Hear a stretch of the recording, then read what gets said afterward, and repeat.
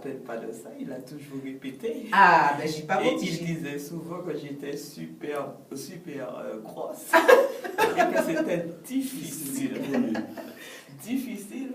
Donc, c'est vrai qu'il a toujours parlé de ça, ils ont toujours parlé de cette époque.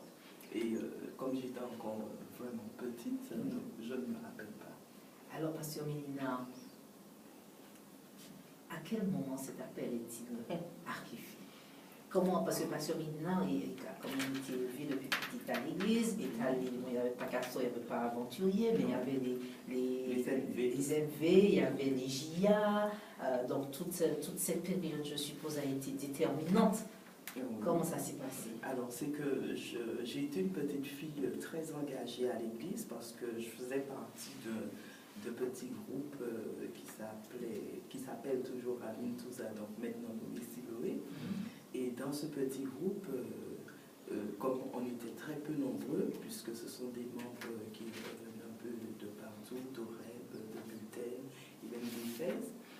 Donc, étant donné que j'étais la fille, entre parenthèses, de l'ancien, donc j'étais un peu engagée dans pas mal d'activités dans l'église. Et c'est vrai qu'à 10 ans, je me suis retrouvée à prêcher, à tenir le département de l'école du sabbat des enfants. À 10 ans? Oui, très engagée. Et secrétaire de l'école du sabbat, secrétaire d'église à 12 ans, 13 ans. Et donc, j'étais une enfant très, très engagée. Et donc, quand les pasteurs venaient, donc c'est vrai qu'ils m'encourageaient beaucoup.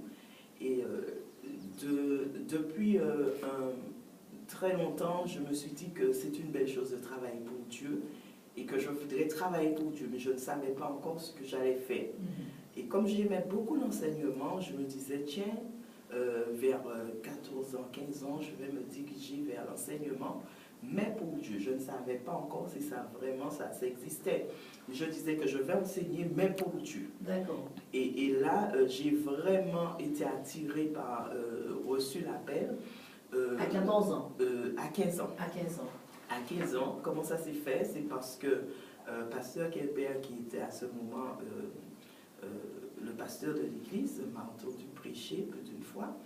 Et ma manière de fonctionner, j'étais une enfant très sérieuse, catégorique aussi. Je savais ce que je voulais. Et il s'est approché, il a vu mes parents, il m'a demandé est-ce que ça m'intéresserait de prêcher pour Dieu et d'être pasteur. Alors là, à 15 ans? Oui. Waouh! Et j'ai commencé à réfléchir.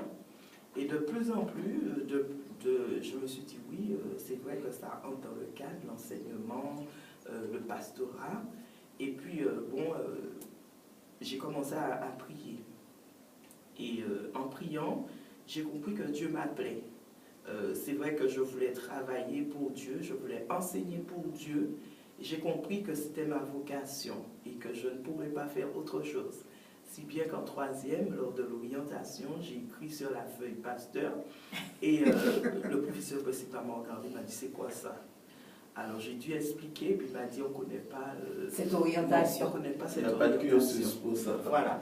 Alors je me suis dit bon, il ne connaît pas. Bon, c'était le premier choix, il n'y avait pas d'autre? Il n'y a pas d'autre. Le premier choix, ça a été professeur de français et d'histoire géo. Là, ça allait. Oui, parce que j'étais très bien calée, très calée dans ces matières. Et d'ailleurs, il me poussait pour cela. Et en deuxième choix, j'ai mis pasteur. Problème. Et là, il me disait, je te conseille de choisir le premier. Bien sûr. Le premier. Et j'ai dit, bon, on verra.